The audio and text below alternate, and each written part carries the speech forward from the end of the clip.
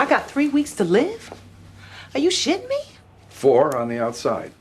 I'm sorry. What would you do if you found out you had a terminal illness? Joya had the perfect answer. She marched into her boss's office, slipped off her high heels, and slammed them down twice, smashing his phone to pieces. Her boss was stunned. "I'm docking your pay," he snapped. Joya shot back, "I quit, screw this job." Joya was a department store clerk who lived frugally. She only shopped with coupons and pinched pennies wherever she could. But for all her scrimping and saving, the worst thing imaginable happened. She collapsed at work one day. After running tests, the doctor told her she had Landau-Kleffner syndrome, a rare terminal condition. She only had about 4 weeks left to live. To rule out a misdiagnosis, the doctor ran more tests, but the result was the same. Joya fell apart right then and there. She pulled out her bucket list journal, all the foods she'd wanted to try, all the places she'd dreamed of visiting, none of it checked off. She'd had a secret crush on her coworker Sean for ages but never dared to tell him. She always thought she had time. Now, she'd never get the chance. Joya grabbed the journal and tossed it in the trash. She vowed to live the life she'd always wanted in her final days. She withdrew all her savings from the bank and set out to check off her bucket list.